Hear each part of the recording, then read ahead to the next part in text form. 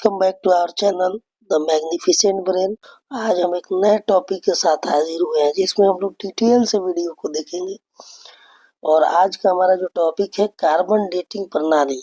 Carbon dating प्रणाली या carbon 14 system या कार्बन 14 मेथड क्या होता है। अक्सर हम लोगों ने सुना है, अक्सर हम लोग सुनते हैं कि किसी भी पुराने चीजों का आयु का निर्धारण किया जाता है। कोई भी वस्तु कितना पुराना है उसको कार्बन 14 या कार्बन डेटिंग प्रणाली से ही किया जाता है। लेकिन अब ये कैसे काम करता है, इसकी कार्य प्रणाली क्या है, इसको आज हम लोग अच्छे से जानेंगे और उम्मीद है आपको अच्छा लगेगा। चलिए आइए आज का यह टॉपिक देखते हैं डिटेल में कि कार्बन डेटिंग प्रणाली या कार्बन 14 पद्धति जो है वो क्या है। तो कार्बन 14 क्या है, ये एक रेडियो कार्बन डेटिंग या कार्बन 14 डेटिंग एक वैज्ञानिक विधि है। रेडियो कार्बन डेटिंग या कार्बन 14 डेटिंग एक वैज्ञानिक विधि है जो लगभग 50,000 साल पुराने कार्बनिक पदार्थों की आयु का सटीक निर्धारण कर सकती है। ये एक ऐसी विधि है जो 50,000 साल पुराने कार्बनिक पदार्थों की आयु को एकदम सही सही निर्धारित करती है। और इस विधि का जो प्रतिपादक थे विलियार्ड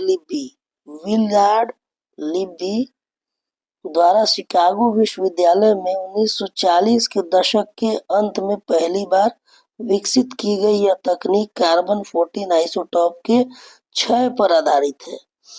तो ये एक विधि है कार्बन डेटिंग जिससे हम कार्बनिक पदार्थ की आयु को सटीकता से निर्धारित कर सकते हैं और लगभग 50,000 साल पुराने चीजों का भी आयु निर्धारित किया जा सकता है इस विधि से। इस विधि के जो प्रतिपादक थे, आविष्कारक थे या खोजकर्ता थे, उनका नाम विलियार्ड लिब्बी था, जिन्होंने शिकागो विश्वविद्यालय में इसको पहली बार 1940 के दशक में विकसित किया था। यह तकनीक कार्बन 14 आइसो को देखते हैं। इसकी कार्य विधि क्या है।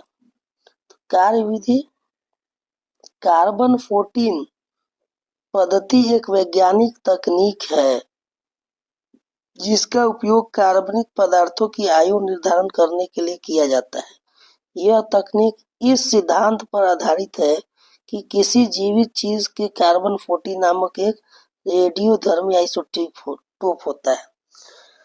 ये इस सिद्धांत पर काम करता है कि कोई भी जीव है, जीवित जीव है, उसमें कार्बन 14 नामक एक रेडियोधर्मी आइसोटोप होता है।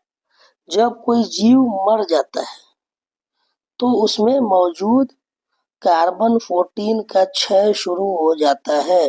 कार्बन 14 का क्षय एक निश्चित दर से होता है जिसका गणना करके उन कार्बनिक वस्तुओं का उम्र ज्ञात कर लिया जाता है। कार्बन 40 का आधा जीवन 5,730 वर्ष है। इसका मतलब है कि 5,730 वर्ष के बाद किसी जीव में मौजूद आधे कार्बन 14 का क्षय हो जाएगा।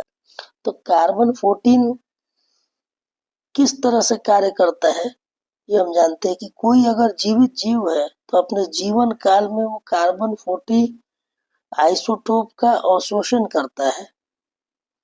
लेकिन जब वो मर जाता है तो मरने के बाद वो कार्बन 14 का क्षय होने लगता है और वो एक निश्चित दर के साथ क्षय होता है।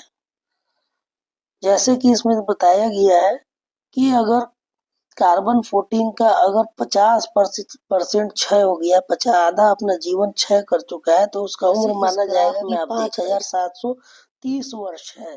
कार्बन 14 क्या है, तो कार्बन 14 में क्या होता है, ऑल 3 आइसोटॉप्स ऑफ कार्बन।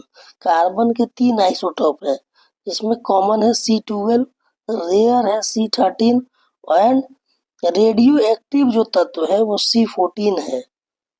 और यही C14 जो है क्या होता है, एब्जॉर्ब बाय लिविंग ऑर्गेनिज्म। यही C14 जो है जीवित जीवों के द्वारा एब्जॉर्ब कर लिया जाता है। अब अगर उसकी डेथ हो जाती है तो डेथ होने के बाद से अगर जब वो डेथ होता है उस समय उसके अंदर कार्बन 14 100% पाया जाता है, लेकिन 5730 सालों के बाद वो कार्बन 14 का मात्र 50% अंश ही उसमें रह जाता है। उसी प्रकार 11,460 साल के बाद उसमें 25% कार्बन 14 का अंश रहता है और 17,190 साल पर मात्र 12.5% ही कार्बन 14 उसमें बच जाता है। कार्बन 14 12.5% ही बच जाता है। कार्बन 14 के उपयोग क्या है? तो पहला उपयोग जो होता है कार्बन 14 का, वो पुरातत्व विभाग के द्वारा किया जाता है, आर्कियोलॉजी में होता है। कार्बन 14 पद्धति का उपयोग पुरातत्व तात्विक वस्तुओं की आयु निर्धारण करने के लिए किया जाता है। इस तकनीक का उपयोग करके पुरातात्विक ने प्राचीन मिस्र की पिरामिडों, मृत सागर, स्क्रॉल और पोम्पी के अवशेषों की आयु का निर्धारण किया है।